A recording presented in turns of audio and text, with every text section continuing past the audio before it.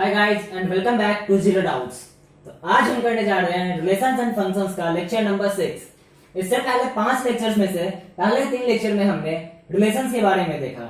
Relations होता क्या है, equivalence relation, types of relation, सारी बातें उसमें की। उसके बाद 4th लेक्चर में हमने फंक्शंस का इंट्रोडक्शन देखा। फंक्शंस को लिखते कैसे हैं, डोमेन क्या होता है, रेंज क्या होता है, कोडोमेन क्या होता है फंक्शन का, ये सारी चीज हमने देखा। उसके बाद 5th लेक्चर में हमने देखा टाइप्स ऑफ फंक्शन, और उस टाइप्स ऑफ फंक्शन में पहले 2 टाइप्स यानी कि one function and many one function हम पढ़ चुके हैं। और अब आज के लेक्चर में हम पढ़ेंगे onto function, into function, और उसके बाद बाकी 4 जितने भी आज यानी कि जितने भी बाकी बचे हुए फंक्शंस हैं हम सारे कवर करेंगे।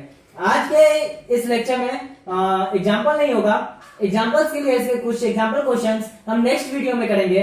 और इस वीडियो को देखने से पहले मैं आप लोगों को सजेस्ट करूंगा कि डोमेन और रेंज के बारे में आप लोग अच्छे से पढ़ाई कर लें, क्योंकि इस लेक्चर में डोमेन और रेंज का काफी यूज आने वाला है। डोमेन, कोडोमेन और रेंज। और हाँ, जो बच्चे नहीं जानते कि डोमेन, कोडोमेन और रेंज क्या होता है, वो हमारा 4th lecture relations and functions का देख सकते हैं। मैं उसका लिंक डिस्क्रिप्शन में डाल दूंगा। ओके, तो सबसे पहले हेडिंग लगाएंगे onto function.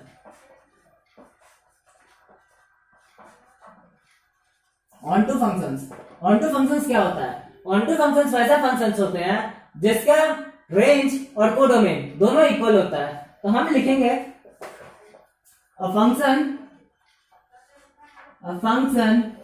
f is a mapping from a to b is said to be an onto function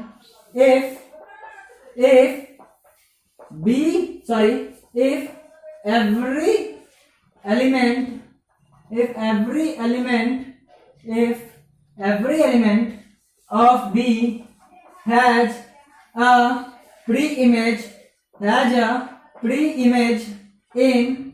has a pre-image in A. Okay, a function f is a mapping from A to B is said to be an onto function if every element of B has a pre-image in A. अगर B के हर element के लिए कोई ना कोई pre image है A में, तो वो हमारा फंक्शन जो होगा वो ऑन टू फंक्शन होगा। ओके, अब हम देखते हैं इनटू फंक्शन। पहले इसे नोट करें।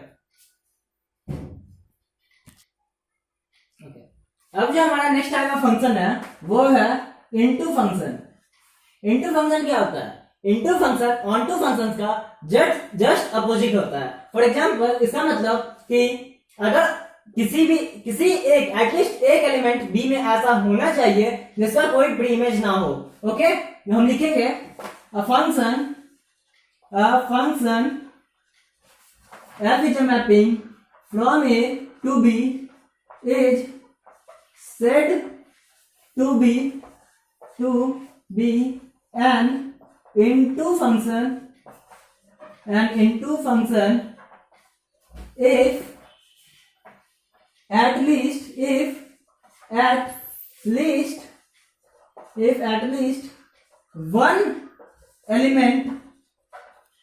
at least one element of B does not have any pre-image in A. Okay, a function f is a mapping from A to B is said to be an into function if at least one element of B does not have any pre-image in A. At least एक element B में ऐसा होना चाहिए जिसका pre image A में ना हो। Okay, तो वैसे फंक्शन को हम इनटू फंक्शन कहेंगे। ठीक, अब हम आगे बढ़ते हैं। आगे हमारा वन ऑन टू फंक्शन, पहले आप इसे नोट करें। तो वन ऑन टू फंक्शन पढ़ने से पहले एक इंपॉर्टेंट बात कि हम कैसे चेक करेंगे कि कोई फंक्शन ऑन टू है या इनटू है। How to check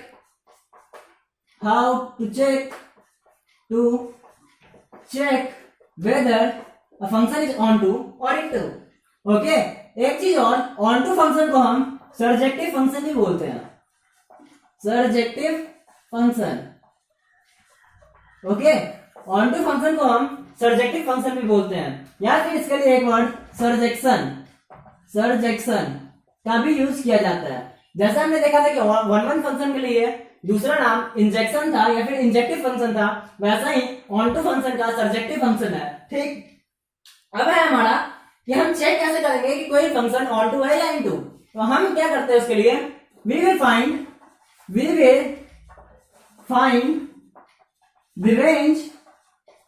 the range of the function। Okay, हम सबसे पहले उस फंक्शन का रेंज फाइंड करते हैं, and if the range is equal to codomain to its codomain, then the function is onto, otherwise into। Okay, हम उसका सबसे पहले रेंज निकालते हैं, उस फंक्शन का गिवन फंक्शन का रेंज निकालेंगे। ठीक, अगर गिवन फंक्शन का रेंज कोडोमेन के इक्वल है, ठीक, तो वो फंक्शन ऑन टू होगा, अदरवाइज वो इनटू होगा। यानी कि अगर उसका रेंज कोडोमेन के इक्वल नहीं आया तो वो इनटू फंक्शन होगा। ठीक, आई होप कि आप लोग इक्वल सेट्स जानते होंगे। तो वही है कि इक्वल सेट्स का ही यहाँ पे कॉन्सेप्ट लगेगा, range is equal to codomain होना चाहिए, तब ये ऑन टू होगा। If it is not then it is into function. Okay, ये है हमारा कि हम चेक कैसे करते हैं ऑन टू है या इनटू है। ठीक, तो आप इसे नोट करें। अब हम आगे बढ़ते हैं one one onto functions की तरफ। अब हमारा नेक्स्ट टाइप जो है वो है one one onto function. One onto function, ये काफी सिंपल है। If a function is one as well as onto, it is called as one onto function. Okay, इसका जो second name है इसे हम bijective function ही बोलते हैं, बाइजेक्टिव फंक्शन और बाइजेक्शन। इसे हम बाइजेक्टिव फंक्शन भी बोलते हैं और बाइजेक्शन भी बोलते हैं। इसका डेफिनेशन लिखेंगे, अ function f is a mapping from a to b is said to be a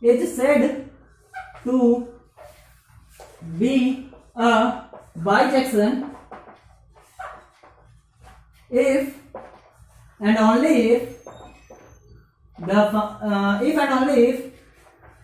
function is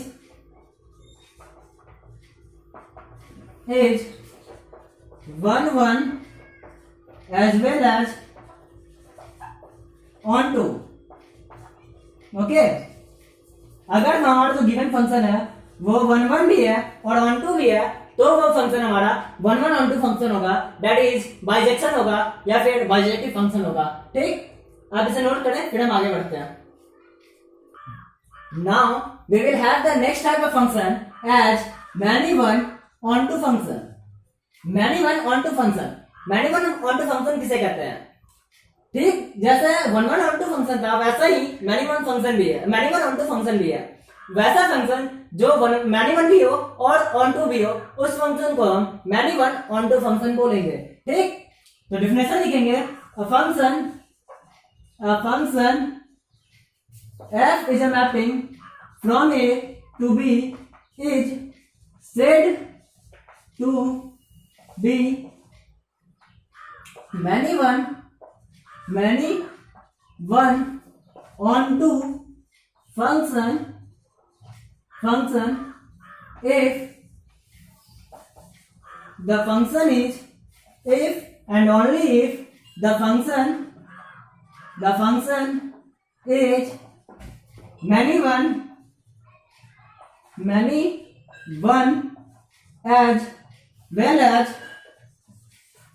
well as on to। Okay, a function f is a mapping from a to b is said to be many one on to function if and only if if and only if the function is many one as well as onto. अगर कोई function many one और onto दोनों है तो वैसे function को हम many one onto function बोलेंगे। ओके, आप इसे नोट करें, फिर हम आगे बढ़ते हैं। तो अब हमारे पास नेक्स्ट टाइप जो है वो है 1 1 into। ठीक, सारे के सारे चारों जो लास्ट के चार जो है सारे सिमिलर ही हैं। ठीक, तो वैसे ही ये भी है function is said to be an 1 1 is said to be a 1 1 is said to be a 1 1 into function if and only if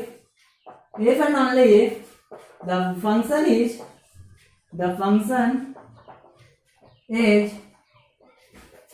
1 1 1 1 as well as into। Okay, वैसा फंक्शन जो 1 1 भी हो और इंटू भी हो उसे हम 1 1 इंटू फंक्शन बोलेंगे। ठीक, आप इसे नोट करें। अब जो हमारा लास्ट टाइप ऑफ फंक्शन है वो है many one into function. Okay, many one into function हम इसे लिखेंगे a function is said to be a many one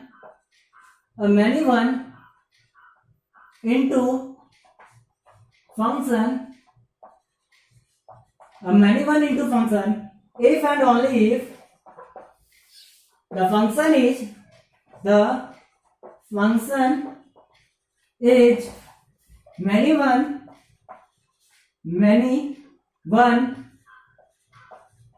many one as well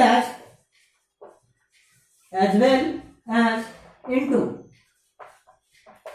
okay, वैसा फंक्शन जो मैनी वन भी हो और इंटू भी हो उसे ही हम मैनी वन इंटू फंक्शन बोलते हैं। ठीक, यही है हमारा सारे टाइप्स ऑफ फंक्शन हमारा यही खत्म होता है। अब इन टाइप्स के बारे में, इन टाइप्स से रिलेटेड और फंक्शन से रिलेटेड कुछ काफी इंपॉर्टेंट बातें हैं, काफी इंपॉर्टेंट पॉइंट्स है जो आपको जानना चाहिए, तो हम वो अब डिस्कस करेंगे। उससे पहले आप इसे नोट कर लें। तो अब रिलेशंस एंड फंक्शन से कुछ जुड़े इंपॉर्टेंट बातों में सबसे पहला है वो है एग्जिस्टेंस ऑफ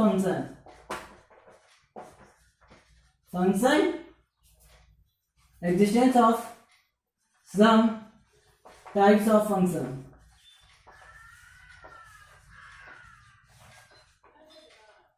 ओके, कब कौन सा फंक्शन एग्जिस्ट करेगा, कौन सा नहीं करेगा।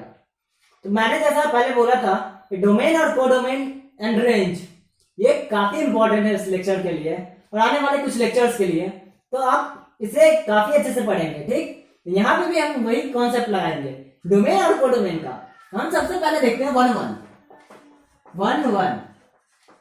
For a function is a mapping from A to B.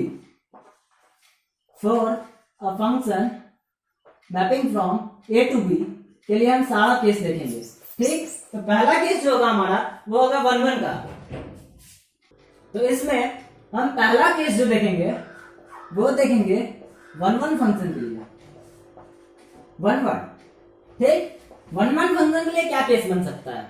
तो 1 1 फंक्शन के लिए जो केस बनेगा वो होगा number of elements in domain should be less than और equal to number of elements in codomain. Okay, यानी कि डोमेन में जितने नंबर ऑफ एलिमेंट्स होंगे वो या तो number of elements in codomain के बराबर होंगे या उससे कम होंगे। ओके, तभी 1 1 फंक्शन लाई करेगा। कैसे? फॉर एग्जांपल, अगर हम एग्जांपल देखें तो ये हमारे पास दो फंक्शन है। एक फंक्शन है a टू b में f1 2 3 a b। अगर हमारे पास ये फंक्शन है, ठीक, यहाँ number of elements in domain ज्यादा है और number of elements in codomain कम है। तो अगर हम देखें ये इधर होगा, ये इधर होगा, लेकिन ये थर्ड का फॉर ये इसे एक फंक्शन होने के लिए इस 3 जो है, ये 3 जो है ये भी किसी ना किसी के साथ एसोसिएटेड होना चाहिए। अगर ये यहाँ किसी के साथ एसोसिएटेड होगा तो वो मैनी वन हो जाएगा। बट अगर यहाँ पे अगर हम तीसरा या फिर चौथा अगर हम दे भी दें तो ये 1 1 हो जाएगा। ओके, इसलिए ये फंक्शन को number of elements in domain should be less than और equal to number of elements in codomain. अब हमारा नेक्स्ट वन जो है, next one is many one. Many one just opposite of it. Many one जो है just opposite है इसका। Many one के लिए number of elements in domain should be greater then in number of elements in codomain. Okay, number of elements in domain should be more than number of elements in codomain, तब हमारा function जो होगा वो many one होगा। ठीक, example हम ऐसे ही देखते हैं। इससे पहले ही देखे थे कि ये हमारा अगर सी डी नहीं है हमारे पास, सी और डी हमारे पास नहीं है, तो ये 3 को एक फंक्शन होने के लिए, इस एरो डायग्राम को एक फंक्शन होने के लिए 3 को भी कहीं ना कहीं एसोसिएटेड होना होगा। ये अगर कहीं पे भी एसोसिएटेड होगा तो ये मैनी वन फंक्शन हो जाएगा। Okay, and similarly the last one is onto function. Onto, onto के लिए क्या केस है? ऑनटू के लिए जो केस है वो ये है कि number of elements in domain should be greater than और equal to number of elements in codomain. Okay, ऐसा जरूरी नहीं है कि इस केस में हमेशा ऑनटू ही हो। एक चीज ध्यान रखेंगे कि ऐसा जरूरी नहीं है कि इस केस में हमेशा ऑनटू ही हो। मे बी कि इस केस में 1 इनटू हो सकता है। ओके, बट ऑनटू होने के लिए ये केस होना जरूरी है। अगर हम इसे यानी कि number of elements in domain अगर कम हो number of elements in codomain से तो वो ऑनटू नहीं होगा। ओके, इस बात को आप ध्यान रखेंगे। ये इनटू के लिए भी है केस, ऐसा जरूरी नहीं है कि हर समय ये ऑनटू ही हो। ये बहुत इंपॉर्टेंट है, बट ऑनटू होने के लिए ये केस होना बहुत जरूरी है। और साथ में इसके साथ में एक और केस है that number of element range should be equal to codomain of the function. Range of the function should be equal to codomain of the function, तभी जाकर के ये ऑनटू होगा। ओके, सिमिलरली अगर 1 1 की बात करें तो number of elements in domain should be equal to number of elements in codomain. Sorry, number of elements in domain should be equal to number of elements in range of the function। ये होना काफी important है, ये होना जरूरी है, तभी ये 1 1 होगा। सिमिलरली ये भी range of function should be equal to codomain of function, then only we have the function onto। Okay, तो ये है हमारा कि हम चेक करें डोमेन और कोडोमेन से कि क्या अगर हमारे पास मान के चलिए कोई क्वेश्चन आता है कि हमें चेक करना है कि ऑनटू फंक्शन है या नहीं है। हमारे पास इससे रिलेटेड चेक करने के लिए हमें क्वेश्चन आता है कि check whether the given function is onto और नॉट, हमें चेक करना है। तो हम इस कंडीशन से चेक कर सकते हैं। सबसे पहले अगर हमारे पास गिवन है कि सेट ए दिया हुआ है और सेट बी दिया हुआ है, ठीक, तो हम नंबर ऑफ एलिमेंट्स चेक करके हम ये पहले पता लगा सकते हैं कि ये ऑनटू है या नहीं है। अगर ये कंडीशन फुलफिल नहीं करता है तो हम डायरेक्ट लिख सकते हैं the given function is into not onto. Okay, similarly अगर हम ये केस फुलफिल हो रहा है तो हम डायरेक्ट नहीं लिख सकते कि ये ऑनटू ही होगा, क्योंकि इस कंडीशन में भी अगर ये कंडीशन फुलफिल नहीं हो तो ये इनटू हो जाएगा। ओके, ये काफी इंपॉर्टेंट है, ये होना जरूरी है। ठीक, ये कंडीशन अगर फुलफिल होता है तभी जाकर के ये दोनों कंडीशन अगर फुलफिल होगा तभी जाकर के वो फंक्शन ऑनटू होगा। ठीक, otherwise it was into, otherwise it is into. Okay, otherwise वो इनटू फंक्शन होगा। ठीक, आप इसे नोट कर ले, फिर हम आगे बढ़ते हैं। तो अब जो हमें नेक्स्ट पढ़ना है वो है number of relations and number of functions. तो we will start from number of relations. So total number of relations from A to B क्या होता है? Total number of relations from A to B क्या होता है? तो number of relations के लिए हम सबसे पहले देखते हैं कार्टेशियन प्रोडक्ट। तो total number of elements in Cartesian product क्या होता है? तो total number of elements in Cartesian product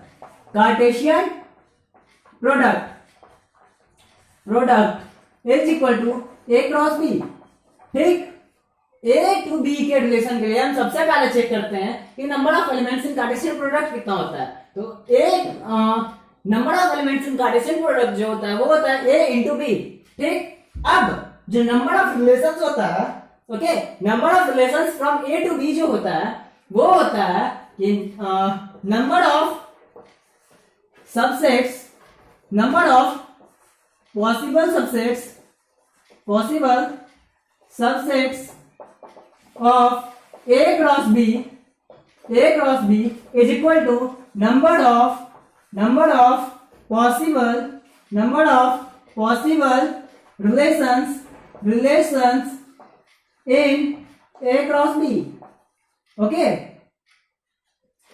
जो हमारे पास number of possible subsets of A cross B होता है वही number of possible relations in A cross B होता है, यानी कि फ्रॉम ए टू बी होता है। ठीक, तो नंबर ऑफ पॉसिबल सबसेट्स कितने होते हैं? नंबर ऑफ सबसेट्स होते हैं in A cross B is equal to 2 into number of elements in A into number of elements in B, okay, that is 2 into if we have number of elements in A is equal to P and number of elements in B is equal to Q, then we have the number of relations, or we say the number of possible subsets of A cross B is equal to 2 to the power PQ।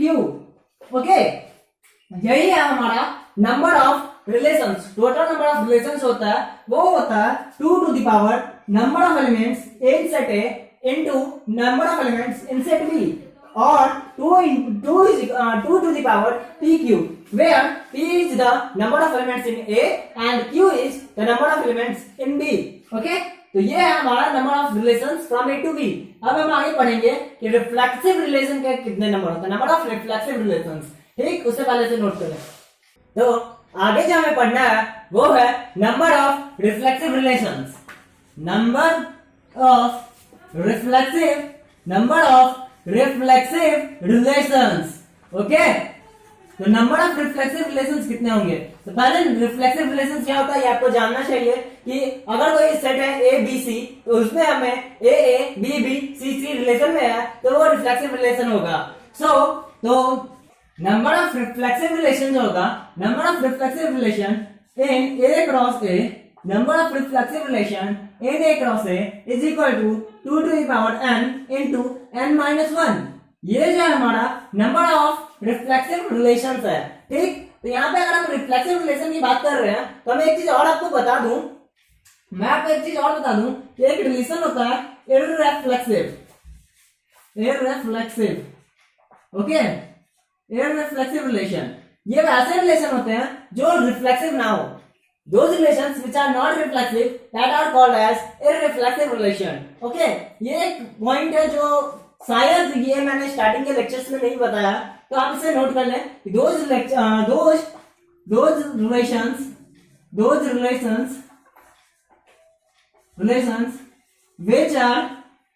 are not reflexive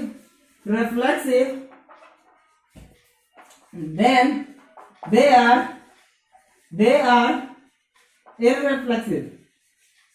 irreflexive। Okay, यही है हमारा number of reflexive relations. अब हम आगे बढ़ते हैं तो देखते हैं नंबर ऑफ सिमेट्रिक रिलेशंस। पहले से नोट करें।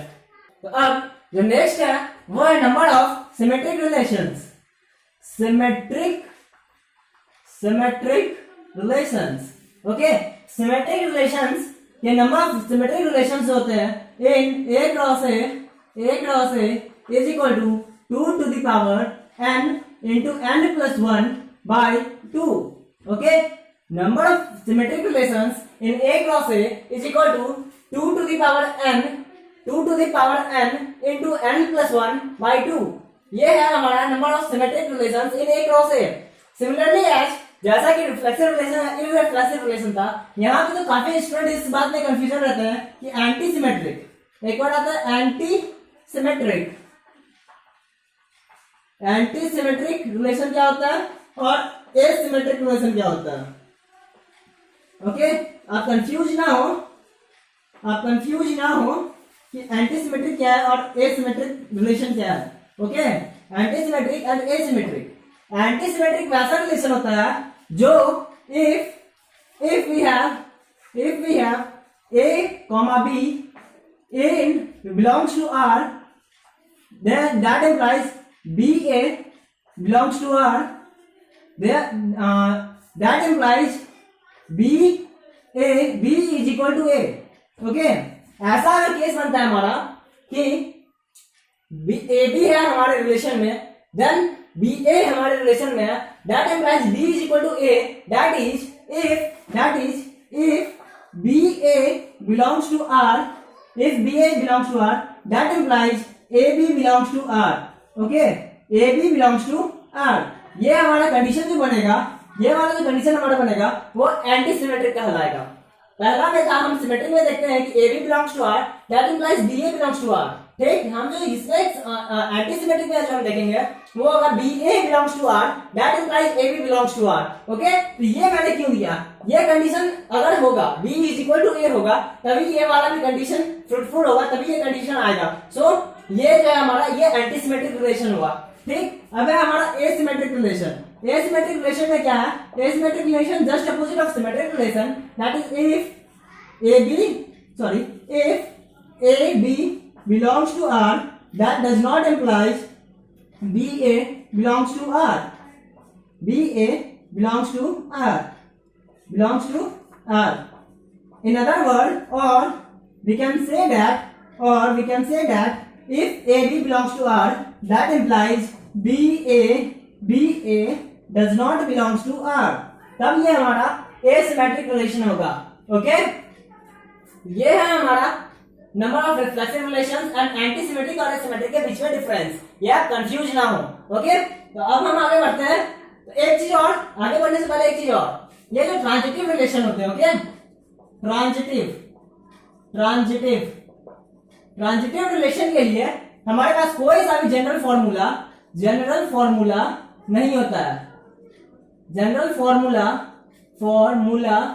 For finding number of transitive relations के लिए हमारे पास कोई सा भी जनरल फॉर्मूला नहीं होता है। सो हम number of transitive relations directly find out नहीं कर सकते हैं। Okay, and the next one जो है हमारा इक्विवेलेंस रिलेशन।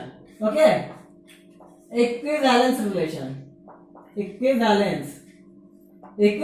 जो है हमारा, उसके लिए हम जनरली इक्विवेलेंस क्लास का यूज करके हम निकालते हैं कि नंबर ऑफ इक्विवेलेंस रिलेशंस कितने होंगे। ओके, तो ऐसे क्वेश्चंस है हमारे एनसीईआरटी बुक में, तो वहां इस क्वेश्चंस को डील करेंगे जब, तो हम देख लेंगे number of equivalence relations by using number of equivalence class हम कैसे निकालते हैं। ओके, तब तक हमारे यहाँ पे नंबर ऑफ रिलेशंस खत्म होता है, number of types of relations भी खत्म होता है। अब है number of functions and number of one functions and many more. Okay, आप पहले से नोट करें। तो नेक्स्ट वन जो है हमारा वो है नंबर ऑफ फंक्शंस। हम नंबर ऑफ फंक्शंस देखेंगे, तो हम नोट करेंगे for a function f is a mapping from a to b। हम सारे इसी फंक्शन के लिए देखेंगे नंबर ऑफ फंक्शंस। ओके, तो टोटल नंबर ऑफ फंक्शंस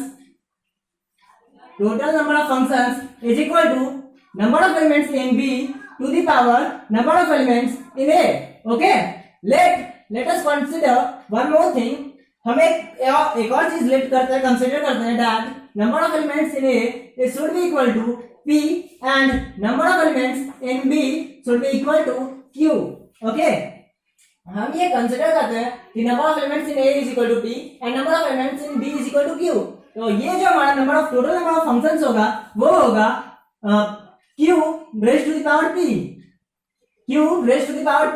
ये हमारा टोटल नंबर ऑफ फंक्शंस होगा। ओके, यही है हमारा टोटल नंबर ऑफ फंक्शंस। तो अब जो हमारा नेक्स्ट है वो है नंबर ऑफ वन फंक्शंस। तो for a function f is a mapping from a to b, number of onto functions, one functions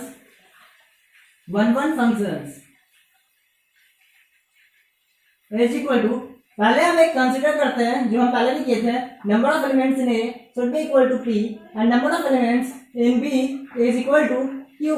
okay, तो हमारा जो बनेगा नंबर ऑफ वन फंक्शंस वो होगा factorial Q upon Q minus P factorial. Okay, ये है हमारा number of one functions. Factorial q upon q minus p factorial.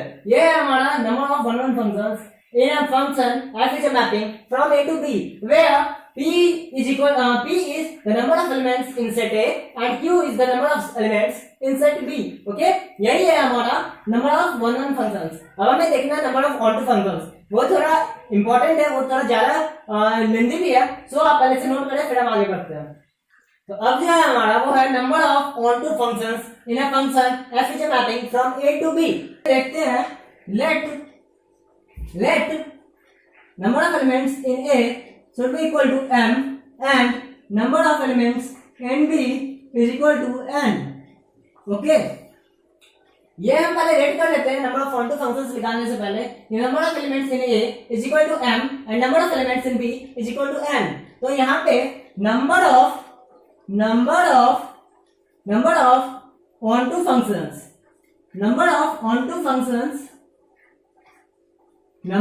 Functions जो होगा वो होगा number of onto functions is equal to sigma r is equal to 1 to n minus 1 to the power n minus r into n c r into r to the power m। ये है हमारा number of onto functions. Okay, ये काफी important है क्योंकि ये आपके CBSE board में भी है और आपको आगे जो मेंस वगैरह देंगे वहां पे भी आपको काम आ सकता है।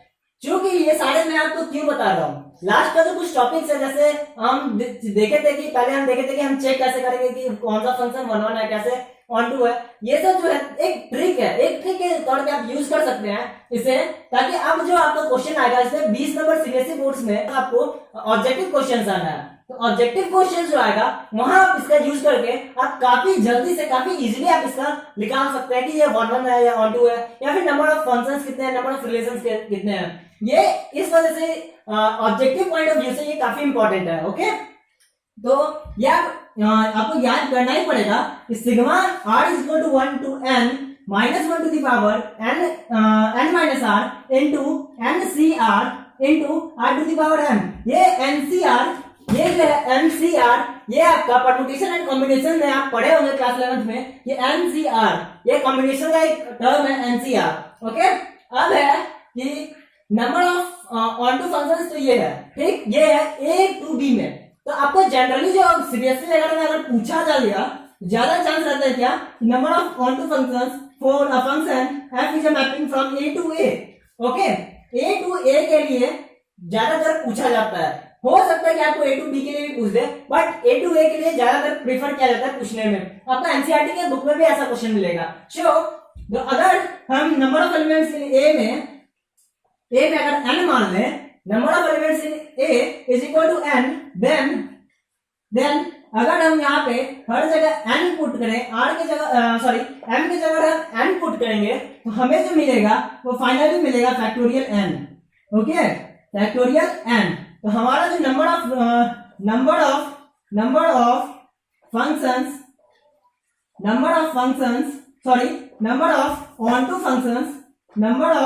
Onto functions from A to A is equal to factorial n। Okay, ये भी काफी इंपॉर्टेंट है क्योंकि ज्यादातर सीबीएसई में यही पूछा जाता है कि A to A में बताइए। ये आपके एनसीईआरटी के बुक में भी कुछ क्वेश्चंस मिलेंगे इसके। ओके, तो यहाँ हमारा ये पूरा टॉपिक फंक्शंस का कंप्लीट होता है। आगे के लेक्चर्स में हम पहले इसके कुछ एग्जांपल्स देखेंगे, क्योंकि इनवर्टिबल फंक्शन और कंपोजिट फंक्शन पढ़ने से पहले हम इसके कुछ एग्जांपल्स देख लेंगे, उसके बाद हम कंपोजिट फंक्शन पे पहुंचेंगे और उसके बाद इनवर्टिबल फंक्शंस। ओके, तो इसे आप काफी अच्छे से पढ़े, अगर एक बार भी ना समझ में आए दोबारा पढ़े और फिर भी ना समझ में आए, कहीं अगर डाउट रह जाए तो हमें कमेंट करके बताएं, हम आपको इसका सॉल्यूशन देंगे।